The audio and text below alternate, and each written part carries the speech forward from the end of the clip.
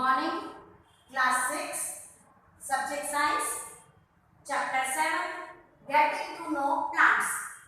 हमारे आसपास में बहुत सारे ग्रीनरीज आपने देखे होंगे।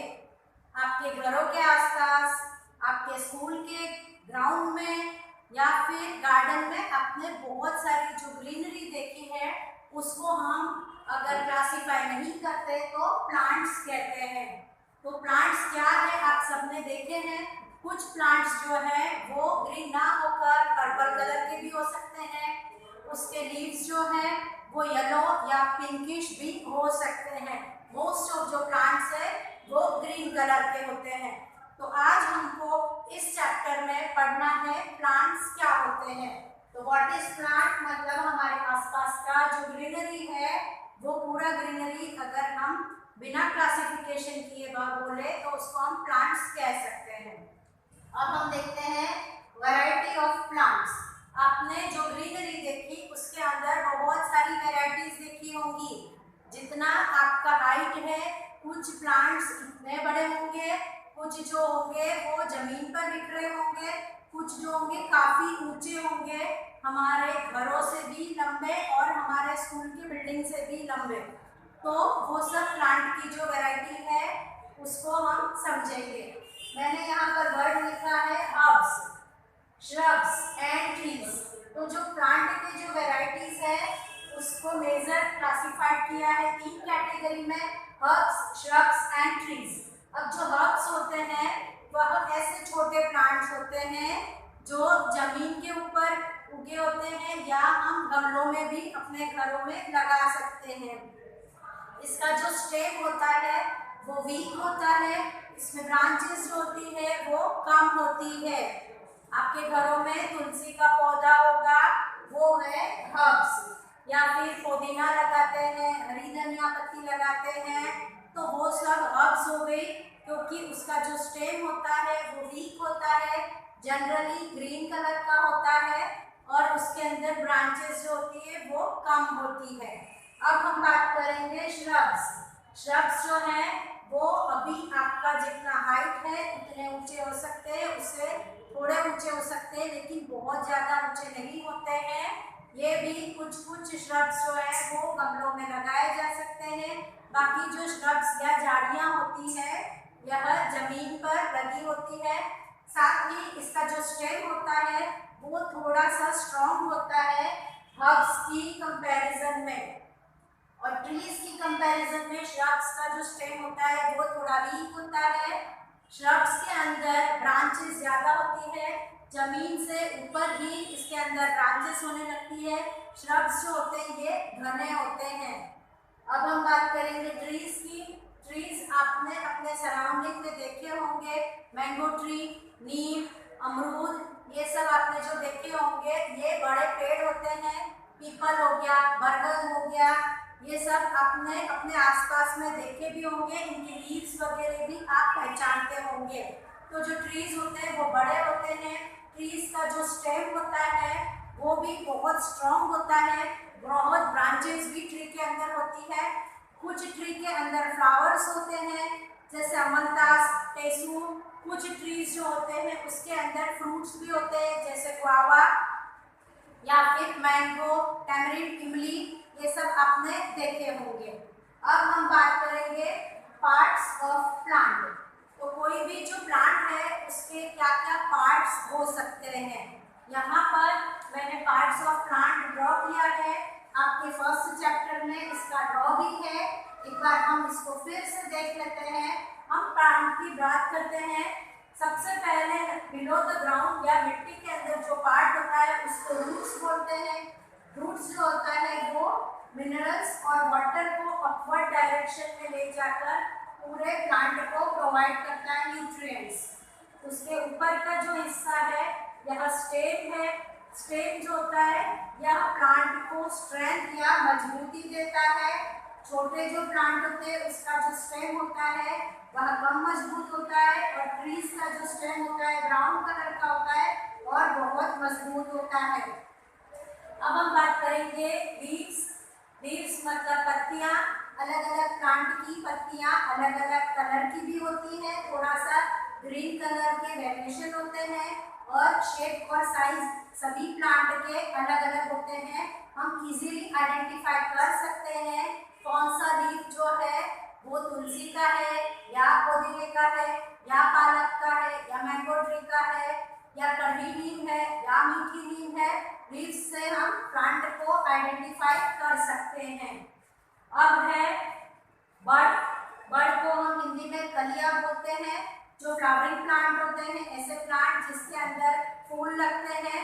फूल से पहले की जो स्टेज होती है वह बर्ड होती है, बर्ड या कली, और यह मैच्योर होके फ्लावर में कन्वर्ट होती है। फ्लावर भी अलग अलग प्लांट के अलग अलग कलर में अलग अलग शेप के होते हैं। कुछ फ्लावर जो होते हैं उसके अंदर बहुत अच्छी खुशबू होती है, कुछ फ्लावर जो होते हैं खुशबू नहीं होती है। कुछ फ्लावर में बहुत सारी लीव्स होती है, कुछ में 5 या 4 लीव्स होती है। फूल जो होता है प्लांट का सबसे अट्रैक्टिव पार्ट होता है।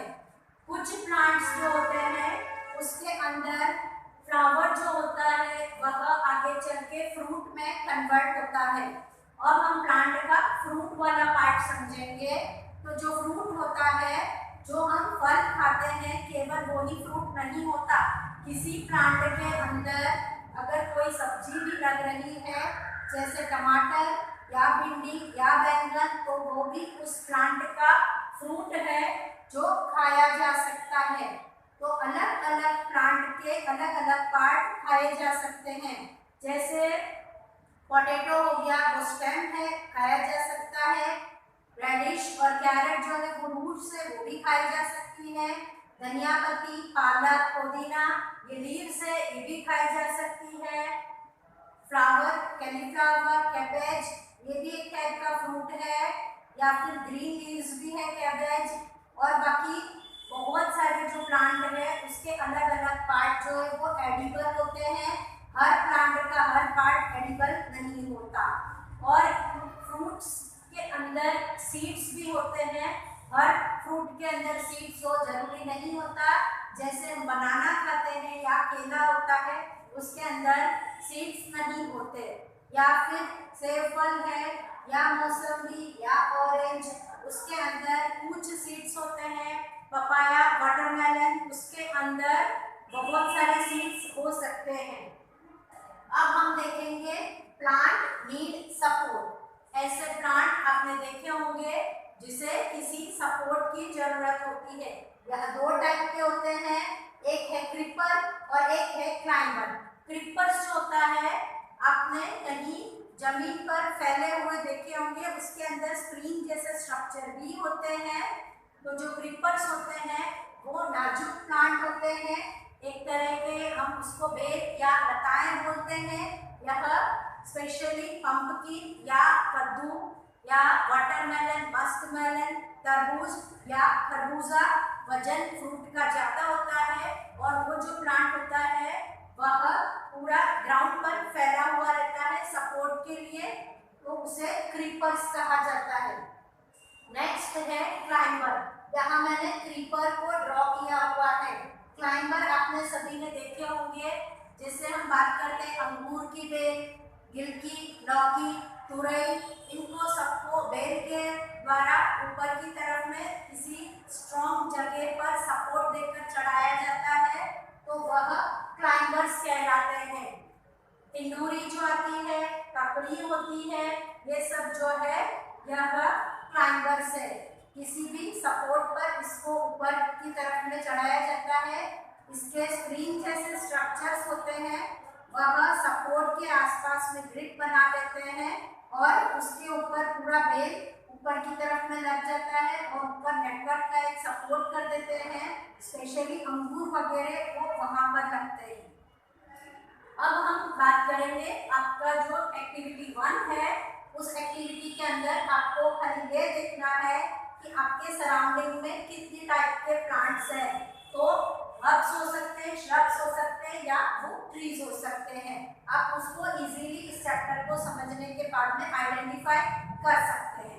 अब हम देखेंगे एक्टिविटी 2। हमारे जो बुक का एक्टिविटी 2 है, that is water moves upward. पानी जो है वो प्लांट में ऊपर की तरफ में मूव करता है। तो हम यहाँ पर देखेंगे जो प्लांट की जो रूट्स है यह हमेशा बिलो द ग्राउंड होती है, मिट्टी के अंदर होती है। तो मिट्टी के अंदर खाद या पानी दिया जाता है और मिट्टी के अंदर के न्यूट्रिएंट्स जो होते हैं पानी के साथ में वो अपवर्ड डायरेक्शन में चलते हैं और पूरे पार्ट्स को पानी और न्यूट्रिएंट्स मिनरल्स प्रोवाइड करते हैं।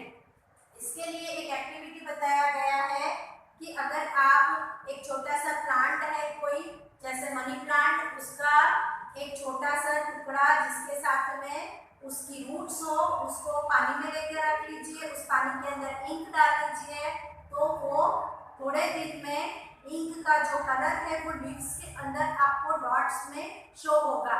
इट मीन्स ये प्रूव होता है एक्टिविटी से कि वाटर या मिनरल्स जो है वो रूट्स के थ्रू प्लांट के हर पार्ट में पहुंचते हैं, जो कि ऊपर लीव्स में हमको दिखते हैं।